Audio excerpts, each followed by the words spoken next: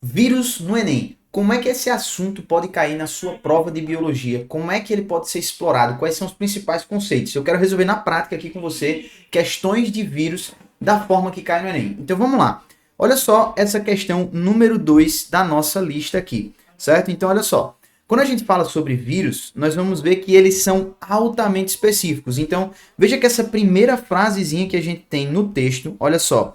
Os vírus são altamente específicos em relação ao hospedeiro. Então, isso daqui eu já quero chamar a tua atenção para a principal característica que pode ser cobrada de você dentro do Enem. E quando gira em torno de microbiologia viral, a gente sempre vai trazer essa característica à tona. Então, qual seria ela? É a famosa especificidade viral. Então, olha só, especificidade viral é a principal característica que você precisa lembrar no seu coração quando o assunto é vírus. Sem mais, sem menos. Ele vai continuar aqui o texto com a gente, olha só, lê comigo. Em geral, um tipo de vírus só é capaz de atacar um ou uns poucos tipos de células. Então, mais uma vez, ele está reafirmando essa parada do quê? Da especificidade. Então, ou ele ataca um, ou ele ataca poucos tipos de células, tranquilo? A explicação para essa especificidade, então ele mesmo já traz um nome aqui para você, é que para penetrar na célula ou injetar o seu material genético, o vírus precisa aderir a certas substâncias da membrana celular. O nome desse processo de adesão aqui, ó, e eu quero que você mantenha isso sempre na sua mente, é um processo de adsorção. Então, quando você tem ali o período do vírus grudar na célula que ele costuma infectar. Então, esse processo de adsorção ele vai ser muito direcionado pelo quê? Pela especificidade. Então, a célula tem que ter os receptores que se identificam com os identificadores daquele vírus. Eu já vou chegar lá para você entender. Assim, apenas células portadoras das substâncias em sua membrana podem ser invadidas por determinada espécie de vírus. Então ele falou que na membrana da própria célula nós precisamos visualizar o quê? A presença, tá certo, dessa determinada substância que reconhece o vírus. Trocando em miúdos, eu quero que você preste atenção aqui nesse desenhozinho que eu trouxe para você aqui, ó. Então, basicamente, a célula apresenta receptores e você tem aqui os identificadores do vírus. Então, esse ID aqui, tranquilo? Então, aqui você tem o ID, que seria, eu já vou dar um nome dele, e você tem os receptores. Como é que isso funciona, professor? Pensa no teu celular, tá certo? Pensa no teu celular. Teu celular só abre com um Face ID específico, uma identidade facial que só abre com a sua face, beleza? Então, o que é que a célula está fazendo? A célula é o celular, olha só, já fica mais fácil para você entender. E o identificador bioquímico seria aquela digital do vírus. Então, ela só consegue desbloquear o acesso à célula se ela colocar a digital e essa digital for reconhecida pela célula, tranquilo? Então, você precisa ter atenção com isso. Então, essa identificação bioquímica que vai ser processada por parte dos vírus, quando eles chegam até as células, vai ser o que garante a sua invasão e, portanto, é ele parasitar aquela célula específica. O nome disso aí que eu descrevi para você é especificidade viral. Então, com essa parada do celular, nunca mais você esquece. Então, o vírus só entra numa célula, só desbloqueia essa entrada se ele tiver um identificador que seja reconhecido por ela. Ah, professor, então evolutivamente não faz sentido. Por que uma célula vai permitir um vírus entrar, né, no seu interior para parasitá-la? Então, ele está simulando determinados reconhecimentos. Claro que a célula, se soubesse que ele é um organismo invasor, não permitiria. Tem mecanismos para evitar esses parasitas, mas ele consegue driblar isso por meio dessa identificação, tranquilo? Então, por isso que o vírus só é específico de um tipo de célula específica que ele parasita.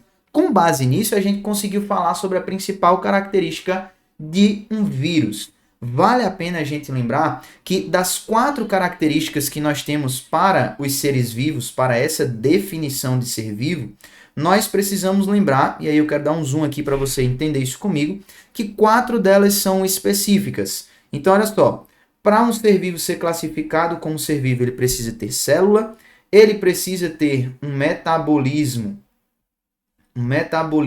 ativo, ele precisa ter reprodução é um princípio muito importante, e ele precisa ter material genético.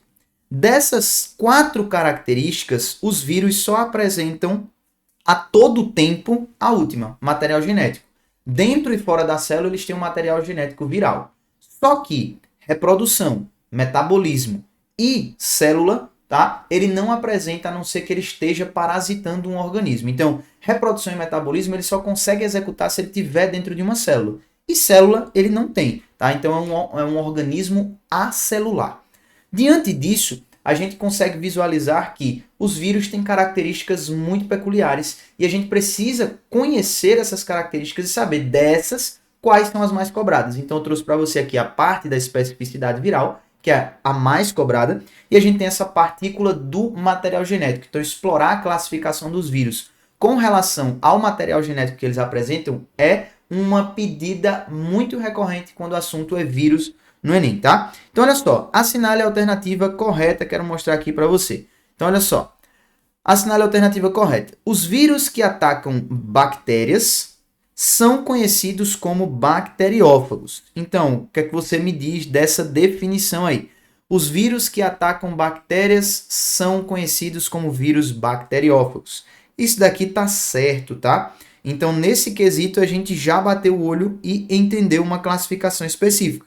Já está direto na letra A. Então, uma questão que não é tão difícil, porque você não teve que fazer uma correlação muito grande entre o enunciado e as características, e você já está visualizando aí justamente essa classificação. É um vírus específico para parasitar bactérias. Tranquilo? Por que não as outras? Letra E. Os vírus são sempre constituídos de capsídeo, DNA e RNA. E, na verdade, os vírus são constituídos por capsídeo e material genético, que pode ser DNA, pode ser RNA ou pode ser os dois juntos. Tá? Então, não é sempre que esses dois aparecem juntos. Letra D. No ciclo lítico ou lisogênico, a célula hospedeira é destruída. No ciclo lítico, sim. No ciclo lisogênico, não. Ah, professor, mas espera aí, tá falando de um ciclo de vida de um vírus específico? Tá, e eu vou falar dele já já em outra questão, só para a gente não perder tempo com essa daqui mais. Então, no lisogênico, ela não é destruída. Letra C. O vírus da tuberculose é altamente perigoso. Espera aí, ó. Tuberculose é causada por bactéria. Então, pelo amor de Deus, joga essa alternativa no mato. Letra B. Os vírus são constituídos de células eucariontes. O vírus é acelular. Como é que ele pode ser classificado como uma célula eucarionte? Então, nem célula ele tem. Portanto, somente a letra A poderia ser correta.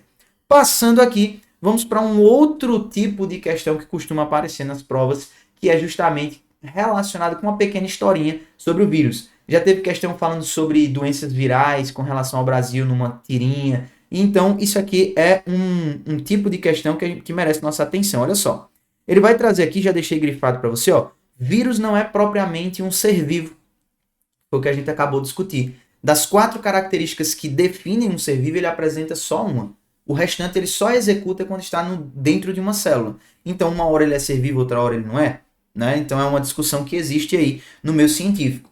Ah, professor, então como é que eu classifico um vírus? Você vai classificar um vírus como nada mais, nada menos do que um parasita intracelular obrigatório. Então, ele necessita estar dentro de um hospedeiro para que ele possa, de fato, executar as características que permitiriam classificá-lo como um ser vivo, tá? Continuando aqui a nossa tirinha, olha só o que é que ele vai falar. Não passa de uma cápsula de proteína que contém DNA ou RNA. Isso aqui está tudo certinho. Ou um simples grileiro, invasor de células que não têm vida própria. Fora delas. Atchum, mas me pegou de jeito danado. Então, olha só. Apesar de ser um organismo extremamente simples, que muitas vezes pode nem ser classificado como um ser vivo, o vírus é extremamente adaptado àquilo que ele executa. Não obstante a isso, né, a gente teve um vírus que foi capaz de botar o mundo inteiro dentro de casa por quase um ano, tá? Então, os vírus merecem sim a nossa atenção. Vamos lá para o comando dessa questão, olha só. Na tirinha, o personagem afirma que os vírus podem ser de DNA ou RNA, vai acompanhando a leitura aí comigo, e que estes não têm vida própria fora das células, beleza? Esta última afirmação se justifica, pois os vírus D. Então, olha só, ele quer a justificativa para o fato de eu dizer que muitas vezes eles não têm vida fora da célula. Então, é isso que a gente vai precisar observar aqui. Então, olha só, Esta última afirmação se justifica pelo quê? Então, esses não têm vida própria. Isso aqui a gente acabou de ler, só deixei grifado para a gente visualizar. Então, vem comigo aqui analisar alternativa por alternativa. Vamos para a alternativa letra A. Olha só, vou dar um zoom aqui para você acompanhar a leitura comigo. Ó. O DNA, os vírus de DNA, sempre usa essa artimanha, tá? Completa a frase que terminou lá do comando com as alternativas para ver também se faz sentido aquilo que está sendo afirmado. Muitas vezes a gente deixa de marcar alternativas erradas, ou seja, a gente se livra delas. Por quê? Porque quando a gente faz a junção da frase do comando com o complemento da alternativa, não faz sentido nenhum. Então isso é uma dica que eu deixo aqui muito importante para você. Pega essa ideia. Como é que eu resolvo questões de biologia, professor, que as alternativas são complementos ao comando da questão? Presta atenção sempre nisso. Tenta completar essa frase com a resposta que você está imaginando marcar e ver se faz sentido. Isso pode evitar você de cair naquele erro que eu sei que todo mundo cai, que é o quê? Elimina 3 alternativas, fica em dúvida entre 2 e marca errada, né? Então não vai acontecer mais isso com você. Por quê? Porque agora você já tem um artifício muito importante. Então, letra A. Pois os vírus de DNA não apresentam genes para RNA mensageiro. Para aí. DNA é uma informação que vai ser codificada em um RNA funcional. Como é que ele não tem um RNA funcional expresso a partir daquela informação do DNA que ele já guardou, tá? O que ele tem ali? Não faz sentido. Então, não apresentam esses genes, está incorreto, tá? Essa partícula aqui, ó, ela já tira a resposta do jogo. Letra B, olha só. Não apresentam todos os genes que necessitam para a sua replicação, utilizando apenas de energia e nutrientes da célula hospedeira. Então está dizendo que eles apresentam todos os genes que são necessários para a sua replicação. E a gente sabe que ele não só utiliza genes, ele não só utiliza energia e o que mais? Nutrientes. Ele utiliza toda a maquinaria. Ele precisa da célula para poder fabricar tudo isso que ele tem documentado. Então não é só isso que ele utiliza, tá? Então por isso a gente tira essa alternativa. Letra C. Olha só, vem comigo aqui para a letra C. Letra C. Porque os vírus de DNA apresentam apenas os genes para RNA mensageiro e para sua replicação utilizam-se dos demais elementos da célula hospedeira, presentes na célula hospedeira. Então, aí sim, agora a gente tem uma resposta completa. Ele vai ter apenas os genes para o RNA mensageiro, então ele tem a informação base que vai ser codificada em uma informação aplicada, né? Então ele vai tirar ali o código binário, por exemplo, vai executar o aplicativo, exatamente isso que vai estar acontecendo, e o RNA mensageiro como aplicativo vai ser usado para a execução de uma tarefa, como você usa o aplicativo do seu celular. Então o restante tudo que teria aí no celular seria da célula, tá? Então isso aqui está verdadeiro, por isso a gente vai ficar com a resposta na letra C. Vou só dar um zoom out aqui para a gente grifar isso de uma vez por todas e marcar o porquê da alternativa C. Por que não D e não E, professor? Olha só, na D ele vai dizer que os vírus de RNA não apresentam nenhum gene e por isso são incapazes de replicar o seu material genético, mesmo quando em uma célula hospedeira. Isso não é verdade. Quando eles estão em uma célula hospedeira, ainda assim eles conseguem se replicar, tá? Por mais que eles sejam de RNA. E na letra D vai dizer que os vírus de RNA são os únicos que apresentam seus próprios ribossomos. Ribossomo é uma organela, só tem essa organela quem tem célula. Como o vírus não tem célula, então ele não tem ribossomo, tá certo? Os únicos que vão ter, que são formas de vidas muito simples e apresentam ribossomos, seriam as células procarióticas, tá? Então, as células bacterianas. Então, por isso a gente fica aí com a alternativa letra C como nossa resposta correta. Tranquilo? Vamos lá para a nossa questão número 4. 3 aqui desse vídeo, mais 4 dessa lista que eu estou falando aqui com vocês. Então, olha só. Uma referência importante quando a gente fala sobre vírus é que muitas vezes ele pode ser cobrado do ponto de vista da doença e do ponto de vista da prevenção dessa doença, que seria a vacina, né? Então, uma medida vacinal que estivesse diretamente relacionada com o conteúdo viral. Então, ele vai puxar aqui nessa questão essa parte de vacinas e vai anexar isso com o quê? Com características dos vírus que a gente precisa conhecer e saber. Então, presta muita atenção nessa questãozinha aqui, ó. O Instituto Butantan, em São Paulo, deverá construir uma unidade dedicada à produção da vacina contra a dengue até o o final de 2016, segundo anunciou o diretor do Instituto Jorge Calil. Até 2017, então vai acompanhar aí a leitura, a unidade estará preparada para a produção da vacina desenvolvida em parceria com o Butantan e os Institutos Nacionais de Saúde dos Estados Unidos, NIH. A unidade, que também poderá ser usada na produção de uma futura vacina contra o vírus da Zika, terá a capacidade de produzir 30 milhões de doses da vacina da dengue por ano. Hoje o Instituto Butantan já produz as vacinas de dengue, tá? Que vêm sendo usadas nos testes clínicos por uma fábrica menor, com capacidade de 500 mil doses por ano. Então essa referência foi tirada lá do Instituto Butantan em 2016. Qual é a sacada aqui? Hoje a gente já está no futuro, né, realístico desse texto aí. Então, o que está acontecendo? É tipo você ir para o filme lá do De Volta para o Futuro e vai ver que quando eles viajam para o futuro, eles digitam uma data lá na máquina do tempo, que é 2015. Então, a gente já rompeu a barreira desse futuro que foi lá apregoado nesse filme. Então, a mesma coisa está acontecendo aqui. Então, em 2016 e 2017, isso aqui foi publicado falando sobre a vacina da dengue e hoje a gente já vive a realidade do quê? A população está tendo acesso a essa vacina contra a dengue. Isso daí é muito massa, tranquilo? E aí ele vai perguntar o seguinte, olha só, eu vou ler o comando aqui para você.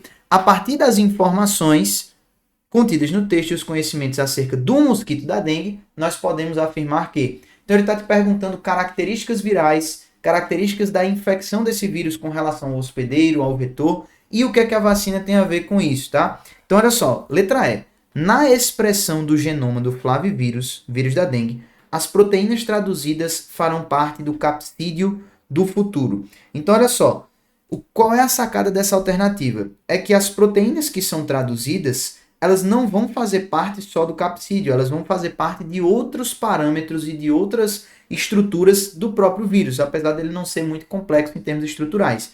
Mas você vai ter outras produções aí que estão relacionadas com a estrutura do próprio vírus, não só o capsídeo. Letra D. A vacina é responsável pela sensibilização do organismo a partir dos linfócitos T auxiliares, que produzirão proteínas específicas de defesa. Os linfócitos T auxiliares não são os principais identificadores e disparadores da sensibilização do sistema imune e também não são eles que produzem os anticorpos, que seriam essa resposta específica, tá? Então, o erro aqui é a célula que foi utilizada para a construção da alternativa. Letra C. A vacina da dengue proporcionará a formação de anticorpos idênticos àqueles que são produzidos a partir da vacina contra o vírus da Zika. Não. Cada anticorpo é específico para combater o seu próprio agente etiológico, ou seja, a própria doença. Então, Zika é uma coisa, dengue é outra. Então, vai ser um anticorpo para dengue e um anticorpo para Zika. Eles não serão idênticos. Letra B. A vacina caracteriza uma imunização ativa, em que o determinante antigênico do vírus da dengue potencializa a ação de linfócitos B imaturos para a síntese de anticorpos. Então, a vacina ela vai ter uma cascata de sensibilização, ela não vai direto para a ativação dos linfócitos B, tá? Então a gente tem aí linfócitos T CD4, identificam, eles geram uma resposta ativando linfócitos T auxiliares e quimiocinas, amadurece os linfócitos B para aí começar a produção de anticorpos, tá? Então aqui ele engoliu uma parte do processo. Então sobra somente a letra A como nossa resposta correta, que vai dizer o quê? O vírus da dengue é portador de um genoma de RNA positivo, onde a gente tem aqui o RNA positivo como RNA mensageiro com a mesma sequência do seu RNA genômico. O que isso quer dizer? Quando a gente está classificando vírus, a gente pode classificar eles como vírus de DNA, que vão ter uma dupla fita, né, como informação genética. Então imagine que seja um livro de 2 páginas para a pessoa ler, enquanto os vírus de RNA apresentam uma única fita, né, como o seu material genético. Então eu estou falando de um RNA, é como se ele tivesse só uma página de leitura. Então, esse RNA ele pode ser positivo, quando você lê a página de frente, ou negativo, que seria aquela página ao contrário, e para você ler você tem que botar na luz. Vamos dizer assim, tá? Então, você tem o positivo e o negativo. A parada é que quando ele entra na célula, aquilo que é positivo já está na frequência de leitura, concorda? Pegou a página ali, é só ler e fazer o que a página está mandando. Se eu estou falando de um negativo, a página está ao contrário. Então, primeiro eu vou ter que desvirar a página para depois eu ler. Então, o processo de um vírus de RNA negativo, ele é um pouquinho mais demorado dentro da célula do que o de RNA positivo. Essa é a diferença entre um vírus de RNA negativo, por exemplo, a gripe, de um vírus de RNA positivo aqui, como a dengue, como o coronavírus também é um exemplo de RNA positivo, tá certo? Então, espero que tenha ficado claro para você aí essa letra A, tranquilo? E agora a gente tem a última questão aqui do modelinho que acaba caindo nas nossas provas, que é uma questão sobre ciclo de replicação viral. O que é um ciclo de replicação viral? A gente nem fala de reprodução, porque ele não tem um mecanismo reprodutivo, ele tem um mecanismo replicativo, já que ele não tem uma célula, ele nem passa por divisão de células, né? Ele só entra como um controlador de uma esteira de produção. Ele produz o que é preciso, monta e manda o pessoal para fora. É exatamente isso. Então, é um ciclo replicativo. Quando a gente está estudando um modelo de vírus, que é o vírus bacteriófago, a gente consegue separar esse tipo de ciclo de vida em dois diferentes aqui, que seria o ciclo do bacteriófago, tá? Muitas vezes as pessoas acham que só se replica desse jeito aqui, e não. Isso é um modelo de estudo, tá? Então a galera foi lá, pegou o bacteriófago, estudou ele, formou ali um parâmetro de observação, entendeu que o ciclo replicativo dele é assim. Então é um exemplo de ciclo replicativo dos vírus. Não quer dizer que todos os vírus se replicam dessa forma, tá? Então muita atenção para isso, não esquece. Quando a gente fala do bacteriófago, existem dois tipos de ciclo replicativo. O A, que vai ser o ciclo replicativo lítico, e você tem o ciclo replicativo B, que vai ser o ciclo replicativo lisogênico. Que é isso? Olha só, eu vou te dar uma ferramenta para você nunca mais esquecer. Quando a gente fala de lítico, existe uma palavra aqui por trás que é lise. O que é que significa lise? Significa quebra. Então pense em lise, liso, né? Quem está liso está quebrado, está sem dinheiro para fazer nada. Então toda vez que tem uma lise, eu tenho uma quebra. Então é isso que está acontecendo aqui nesta figura. Perceba que ele entra aqui, ó, ele introduz o seu material genético. Esse material genético aqui em 2 é incorporado ao material genético da bactéria e ele é usado para quê? Para a produção de novas partículas dos vírus, como eu mostro aí nessa imagem. Quando os vírus estão prontinhos, ó, ele rompe a parede da célula e mata essa célula para poder sair. Tranquilo? Então ocorre a finalização do ciclo com o rompimento da parede da bactéria que está sendo infectada. Já o ciclo lisogênico ele é diferente. Perceba aqui, ó, que a introdução desse material genético acontece também aqui. Ele vai ser inserido no DNA da bactéria, veja que ele se funde aqui, ó, e ele passa a ser replicado com a bactéria, como se a bactéria não soubesse que ele está ali. Então, lisogênico por quê? Porque ele passa liso. Ele passa liso ali, nem sabe que ele está ali, só vai replicando como se fosse o próprio material genético dela. Então, ele se vale desse processo já feito pela bactéria, sem que ela perceba que ele está ali, tranquilo? Então, não ocorre nesta etapa o quê? Rompimento da membrana, então não tem lise. Então, o lítico eu tenho a quebra da membrana e a célula morre. No lisogênico ele vai só passando liso ali, ele vai sendo reproduzido junto com a bactéria e ela vai aumentando a taxa, né, a taxa populacional dessa partícula viral, certo? Ele vai multiplicando.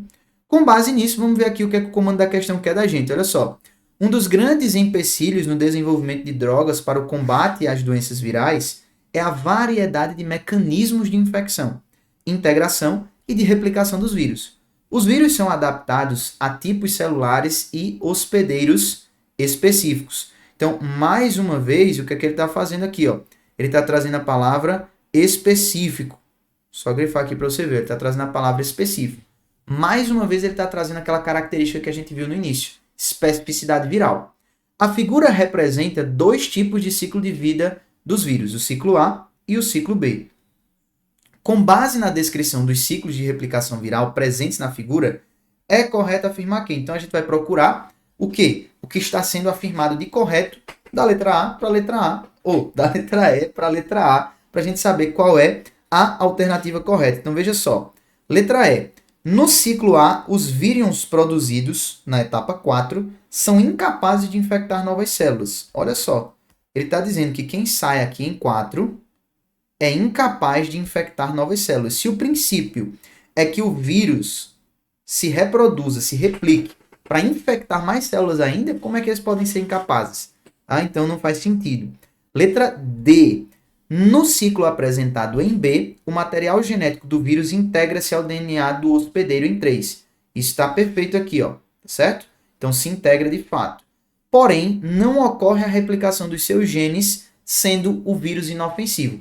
Inofensivo até essa parte aí tá tudo bem, mas dizer que ele não se replica, claro que sim. O ponto aqui é que ele está se replicando junto com o DNA da bactéria. Então não faz sentido afirmar isso na letra D. Letra C. No ciclo apresentado em B, o material genético do vírus é injetado em 2, integra-se ao DNA do hospedeiro em 3, porém é replicado separadamente. E a gente está vendo que aqui, ó, em 4, ele está sendo replicado junto. Então a gente não pode afirmar isso que está na letra C. B. No ciclo representado em A, o DNA viral não é liberado para o ambiente após a replicação. Pelo contrário, ele vai ser liberado sim para o meio ambiente dentro dos novos vírions que foram produzidos, tá? Por que ele vai chamar de vírion? Porque o vírus fora da célula ele fica meio que inativo. Ele precisa da maquinaria da célula para executar aqueles processos de metabolismo, reprodução e etc. que a gente conversou. Então, fora da célula, ele vai ser representado como um vírion, que é uma partícula inativa, até que ele encontre um hospedeiro. Então, sobra somente, mais uma vez, a letra A, como nossa resposta correta aqui, onde ele vai dizer o seguinte: no ciclo apresentado em A, ocorre após a produção das unidades virais, na célula hospedeira em 3, a lise dessa célula em 4 e a liberação de novos vírions, como a gente acabou de falar. Então, por isso a gente fica aí com a respostinha na letra A, tranquilo? Então, quando o vírus cai no Enem, é desse jeitinho e você já tem agora o mapeamento e sabe como resolver esse tipo de modelo de questão. Então, se você quer mais conteúdos como esse, continua aqui comigo que você não vai se arrepender. Valeu!